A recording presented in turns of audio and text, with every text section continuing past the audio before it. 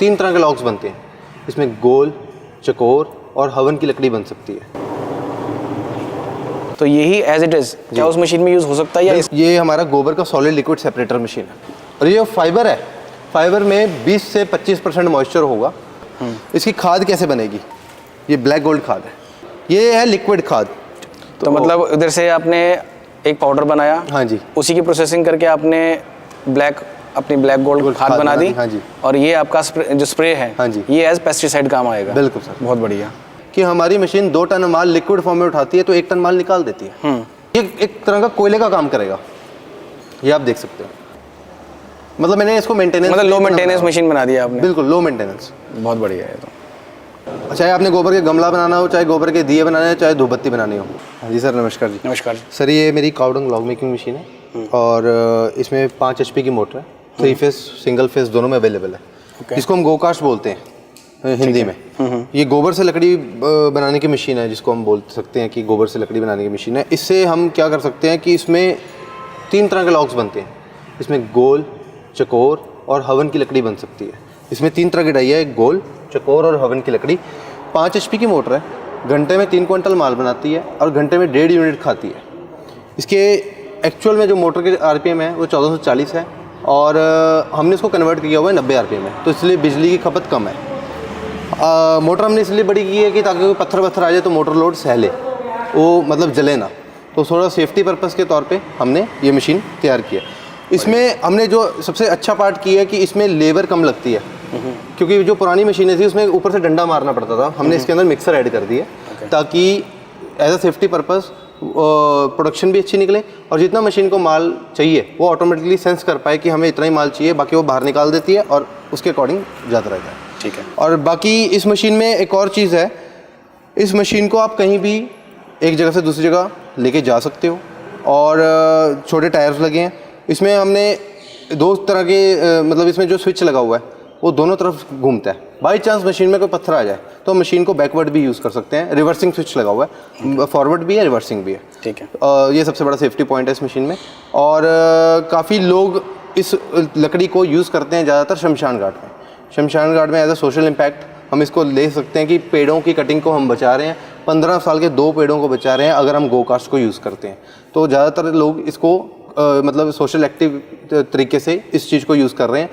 और other than that अगर हम कमर्शियल पर्पज़ के लिए देखते हैं तो इसमें 70% गोबर में 30% sawdust, coal dust, rice husk, paddy husk ये मिला सकते हैं 70-30 रेशियो में, इसकी कैलोरीफिक वैल्यू बढ़ाने के लिए। एज सच अभी जो कैलोरीफिक वैल्यू है गोबर की वो 3200 kgCl है और अगर हम कोल डस्ट मिलाते हैं और कोई भी रेजिड्यू मिलाते हैं तो ये 4000 से ऊपर चली जाती है।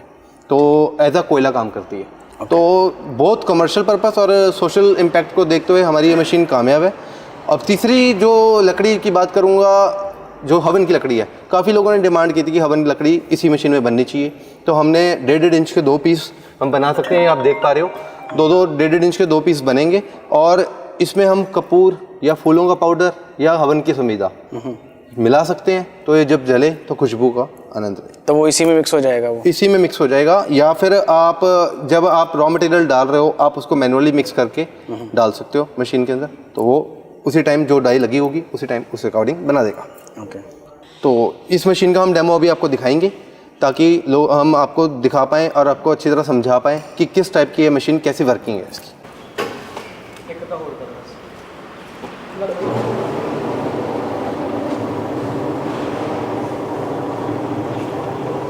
जी अभी ये रखेगा ना, पलटाएगा तो दिखा देगा पीछे।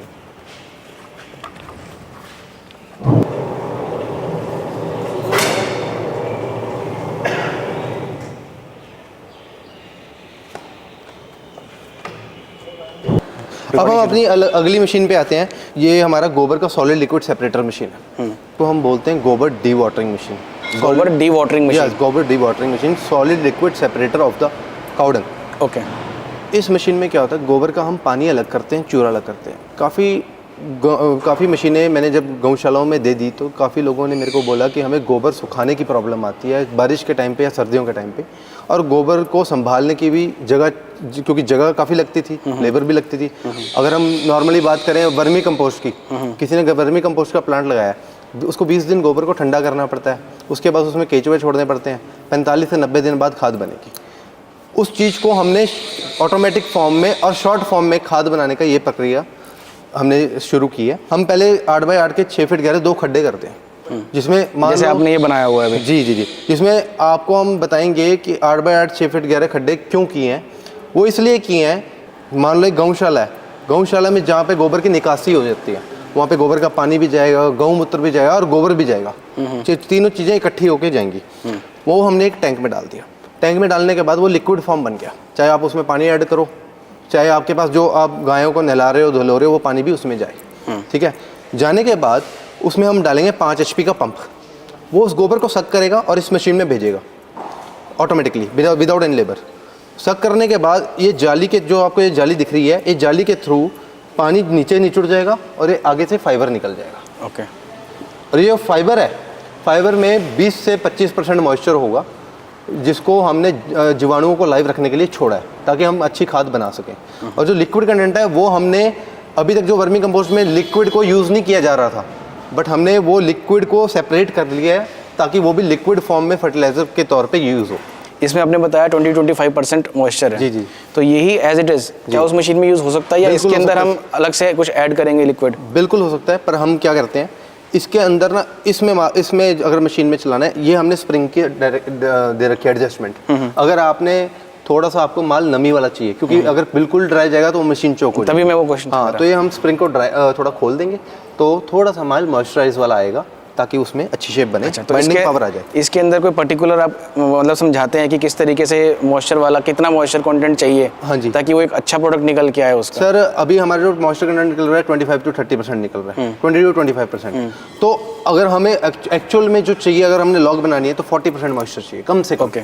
क्योंकि उसको शेप देने के लिए 40% इज रिक्वायर्ड, और बाइंड करने के लिए चाहिए होगा। और अगर बाई चांस किसी आदमी ने ऑलरेडी मॉइस्चर 20-25% निकाल रखा है तो थोड़े ताज़े गोबर को मिक्स करके इसके अंदर डाल सकता है। ओके, हाँ जी, ठीक है। तो अब आपको मैं बताऊंगा कि इसकी प्रक्रिया क्या है, खाद कैसे बनती है इससे आगे। अभी तक जो लोग बोलते थे कि डी वाटरिंग मशीन, तो आपने बता दी कि हमने सॉलिड लिक्विड सेपरेटर कर लिया, सेपरेशन होगी, काउडंग की, सब कुछ हो गया।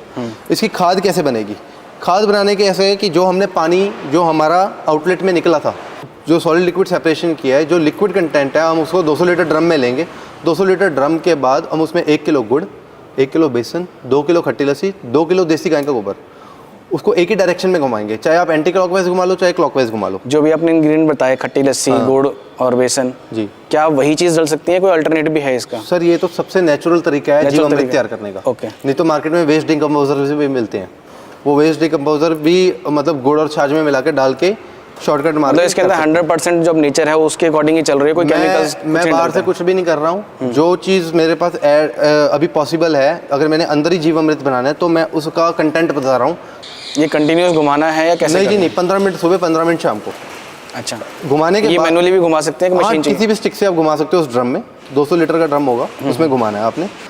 वो जीवामृत जब बन गया तो ये जो हमारा पाउडर निकल रहा है, जिसमें 20 से 25% मॉइस्चर है, इसके ऊपर इसका हम 4 इंच का बेड बनाएंगे, उस पानी को उसके ऊपर छिड़केंगे, फिर दूसरा बेड बनाएंगे, फिर उसके ऊपर छिड़केंगे, उसी के ऊपर फिर तीसरा बेड बनाएंगे, फिर छिड़केंगे, फिर चौथा बेड बनाएंगे, फिर छिड़केंगे।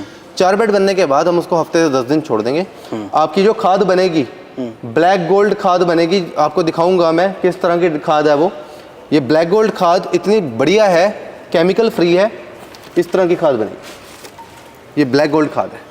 अच्छा, ये ब्लैक गोल्ड खाद है, और ये इसमें कोई भी किसी भी तरह का केमिकल नहीं है, और ये जो खाद है ज़मीन की ताकत को बढ़ाता है। अभी जो वर्मी कंपोस्ट खाद वो बनती हैं, लोग बोलते हैं कि बहुत बढ़िया खाद है, बट उनको पेस्टिसाइड्स और DAP वगैरह छिड़कने पड़ते हैं, फिर भी ज़मीन की ताकत को बढ़ाने के लिए। उसके रिप्लेसमेंट के लिए मैंने एक लिक्विड खाद बनाई है, अभी दिखाता हूँ। ये है लिक्विड खाद। अब ये लिक्विड खाद कैसे बनी मैं आपको बताता हूँ। जो ये लिक्विड खाद है, इसको मैंने क्या किया, अब मैंने 200 लीटर पानी तो उठा लिया टैंक से, जो बचा हुआ पानी है उसको मैं 4 दिन ठंडा करूँगा उसी टैंक में। 4 दिन ठंडा करने के बाद उसके जो माइक्रोन्स में पार्टिकल्स गोबर के बचे थे, तत्व आए थे, वो सेटल डाउन हो जाएंगे, नीचे बैठ जाएंगे। जैसे दूध में से मक्खन निकलता है, ऐसे हम ऊपर से पानी उठाएंगे, उसको फिर हम ऐसे 5 लीटर के कैन में भर देंगे। ओके। ये मैंने तत्वों को बिठाया इसलिए ताकि वो स्प्रे पंप में ना फंसे, क्योंकि हम इसका स्प्रे करेंगे। ओके। और स्प्रे करने पे जब वो एक एक पौधे पे स्प्रे होगा जो पत्ता पीला होता था वो हरा होने लग जाएगा। अच्छा, जो पौधा उसको 2 गुना ग्रोथ मिल जाएगी। बहुत बढ़िया। जो पौधे में कीड़ा लग जाता था उसको कीड़ा लगना बंद हो जाएगा। मतलब आपने पेस्टिसाइड का काम भी इसी में कर दिया, बिल्कुल। और मैन्योर का काम तो कर ही कर रहा है। वो कम सॉलिड भी और लिक्विड भी दोनों को मैंने मतलब एक ऐसा ट्रीटमेंट कर दिया कि दोनों ही यूज हो। मतलब कुछ भी वेस्ट नहीं होगा कुछ इसके भी अंदर, waste नहीं सब होगा। कुछ बिल्कुल। प्रोडक्ट बन गए सब चीज़ों के। और ये जो खाद बनेगी ब्लैक गोल्ड खाद, ये हमारे 10 रुपए किलो बिकती है। ये जो खाद बनेगी लिक्विड खाद, ये 2 रुपए लीटर बिकती है। बहुत बढ़िया। तो मतलब उधर से आपने एक पाउडर बनाया, हाँ जी, उसी की प्रोसेसिंग करके आपने अपनी ब्लैक गोल्ड खाद बना दी। हाँ जी। और ये आपका जो स्प्रे है, हाँ जी, ये एज पेस्टिसाइड काम आएगा। बिल्कुल सर। बहुत बढ़िया। और इसकी जो प्रोडक्शन है, अब जो लोग बोलते हैं ये चीज़ बहुत समझने वाली है। इसमें जो गोबर यूज़ करना है, कैसा यूज़ करना है फॉर बेटर रिजल्ट्स। गोबर आज का होगा और वो पानी में भीगा हुआ है, जैसे कि टैंक में, फिर तो कोई दिक्कत नहीं है, चाहे आप हफ्ता रखो चाहे 10 दिन रखो। अगर गोबर ऐसे पड़ा है हफ्ते से 10 दिन बाहर ही पड़ा है, वो यूज़ नहीं करना। ओके। अगर आपके पास आज का गोबर आया, आपने उसको टैंक में भिगोना है ताकि उसमें बैक्टीरिया ना लगे। अगर एज इट इज़ पड़ा है बाहर ओपन में, तो वो एनवायरनमेंट के साथ कांटेक्ट होना शुरू हो जाएगा, उसमें उसकी बाहर ऊपर की परत सूखने लग जाएगी, उसको बैक्टीरिया खाना शुरू कर देगा। तो उससे क्या होता है कि वो गोबर, जो बैक्टीरिया क्या करता है, गोबर को मिट्टी बना देता है, क्योंकि वो डिकम्पोज कर रहा है। डिकम्पोज करने से क्या होता है कि जो मेरी मशीन में से फाइबर निकलना चाहिए था जिस क्वांटिटी में, वो कम हो जाएगा। ओके। तो हमारा ये चीज़ है, अगर हम क्लेम करते हैं कि हमारी मशीन 2 टन माल लिक्विड फॉर्म में उठाती है तो 1 टन माल निकाल देती है। अगर हम 10 दिन पुराना गोबर लेंगे, अगर 2 टन माल जाएगा तो 500 किलो माल निकलेगा।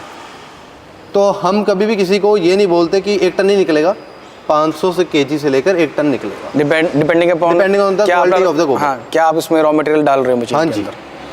क्वालिटी ऑफ द गोबर कि आपने किस टाइम का किस तरीके से डाला और उसको पानी बनाने तक कितनी देर तक रखा, ये भी बहुत मैटर करता है। क्योंकि गोबर अंदर आपने घोल दिया, उसको गलना भी तो पड़ेगा, आधा घंटा घुमाओगे। अब हम इसको गलाने की, इसको गलाते कैसे हैं ये भी बताऊंगा। जो ये हमारा पंप है, पंप से जो मशीन में पाइप जा रही है ये वाली, हम ये पाइप को उसी पंप वाली जगह वाले टैंक में छोड़ देते हैं। अच्छा। पंप को आधे घंटे के लिए चला देते हैं, तो वो पंप वहीं से माल उठाएगा, वहीं पे छोड़ रहा है, माल घुल गया। कोई मिक्सर की ज़रूरत नहीं, कोई एजिटेटर की ज़रूरत नहीं, कोई लेबर की ज़रूरत नहीं, उसने अपने प्रेशर से ही उसको, मतलब वही रोटेशन जो हो रही है उसी के अंदर ही आपकी पूरी मिक्सिंग भी हाँ, आफ्टर मिक्सिंग आप उस पाइप को दोबारा यहाँ पे लगा दो, वो काम हो जाएगा। और इसमें कई वेरिएंट्स हैं। जो जिन लोगों के पास छोटे गौशालाएँ हैं तो 3 HP की भी मशीन आती है, और इससे बड़ी भी आती है 10 HP की। और according to the needs, according to the, अब ये जो मशीनें हमारी not only for cow dung, even की पोल्ट्री वेस्ट, पिगरी वेस्ट और बड़े बड़े बायोगैस प्लांट की जो लिटर वेस्ट होती है, जो स्लरी निकलती है, उसमें एंड में ये मशीन लगती है सॉलिड लिक्विड सेपरेशन करके खाद में परिवर्तन करने के लिए। आगे अब इससे आगे ब्रिकेट्स भी बनने के लिए हम रेडी कर रहे हैं, मशीन रेडी कर रहे हैं। तो जो ये पाउडर निकलेगा आगे इसकी ब्रिकेट्स भी बने बॉयलर्स में जलने के लिए। और ये जो ब्रिकेट है इतनी हार्ड होगी कि मतलब कि इससे आप मतलब कि इसकी जो, ये एक तरह का कोयले का काम करेगा, ये आप देख सकते हो, एक तरह का कोयले का काम कर रहा है। और ये मेरी पहली इंडिया की ब्रिकेट है जो कि जिसमें होल है। अच्छा, ये होल जो आप बता रहे हैं, जो अभी तक जितने भी ब्रिकेट्स बन रहे हैं उससे वो क्या करती है, उसको आग पकड़ने में टाइम लगता है, इसमें आग पकड़ने में टाइम नहीं लगेगा। और शायद इसमें धुआं भी कम आएगा। धुआं भी कम आएगा, हीट में कंसंट्रेशन ज़्यादा होगी, कंबशन प्रॉपर हो जाएगा, कंबशन प्रॉपर हो जाएगी, कोयले का प्रॉपर काम होगा। बहुत बढ़िया जी, ये चीज़ है। एक मुझे ये पूछना था आपसे कि जैसे इसका मैंने देख रहा हूँ कि बहुत पतली जाली है। हाँ जी, हाँ जी। तो इसकी लाइफ क्या है, और क्या है अगर ये चोक हो जाता है जब, तब आप क्या करते हो उसके लिए? सर, जब मशीन वर्किंग करती है ना, हमारी मशीन, अगर हम मशीन के सामने खड़े हैं तो वो एंटी क्लॉकवाइज काम करती है।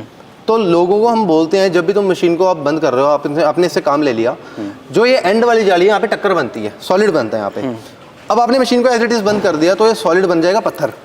मान लो आपने 4 दिन बाद मशीन यूज़ करी, आगे गर्मी आ रही है तो ये पत्थर बन जाएगा। जब आपके आदमी ने मशीन दोबारा वापस चला दी तो गियर बॉक्स और मोटर पे लोड आ जाएगा और उससे जाली भी फट सकती है। तो हम लोगों को बोलते हैं कि अगर आपने मशीन को बंद करना है तो आप मशीन को क्लॉकवाइज चलाओ, वह हमारे जो वर्म है पीछे घूमेगा, वो टक्कर को तोड़ देगा। अच्छा, वो करने के लिए स्विच आपका? हाँ, रिवर्सिंग स्विच है, रिवर्सिंग स्विच है आपके। तो वो टक्कर को तोड़ देगा।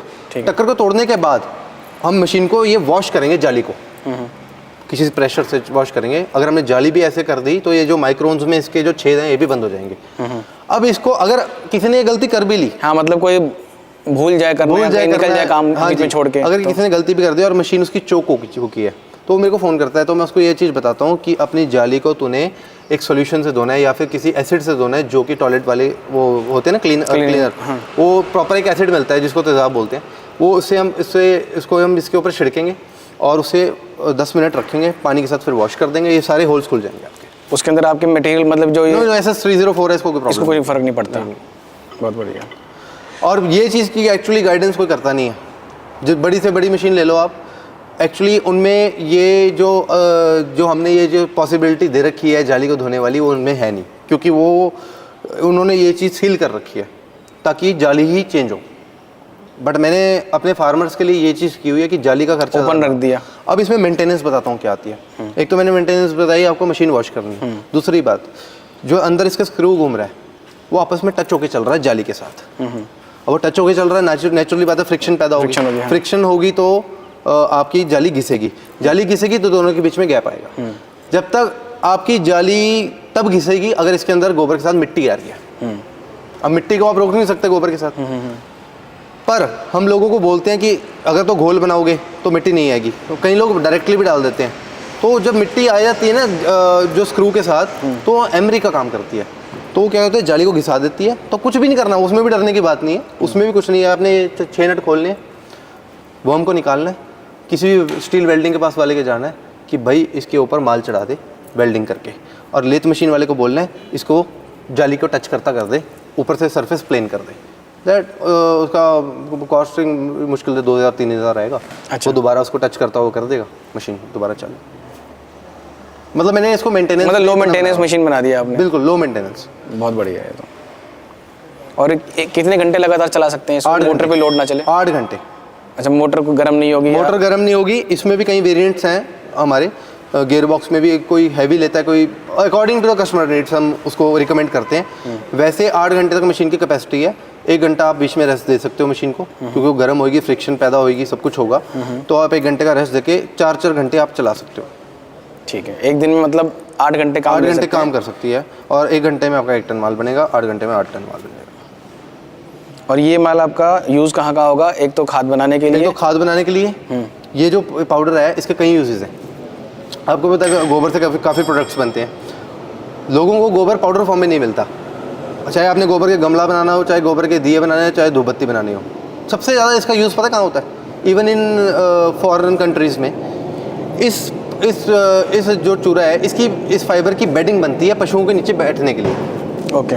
हम मैट नहीं लगा के ये बेडिंग लगाएंगे, बेडिंग बिछाएंगे पशुओं के नीचे। एक तो ये पशुओं के नीचे वाली चमड़ी को गलने नहीं देगा, क्योंकि पशु गीला नहीं होगा।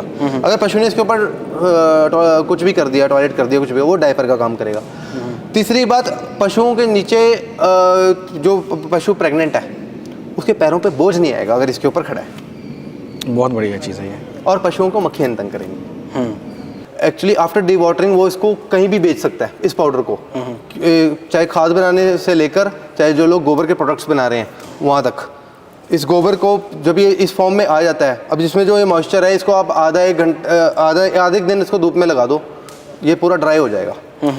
आधे दिन में ड्राई होने के बाद आप किसी को भी इसको 5 रुपीज़ पर केजी बेच सकते हो विदाउट खाद। 5 रुपीज़ पर केजी। और आपका वो खाद का क्या रेट है? वो 10 रुपीज़ पर केजी। आफ्टर हम जो उसमें वेस्ट डिकम्पोजर वगैरह मिलाएंगे, वो 10 रुपीज़ पर केजी बिकेगा। थैंक यू सो मच, बहुत इन्फॉर्मेटिव था। जी। Thank you.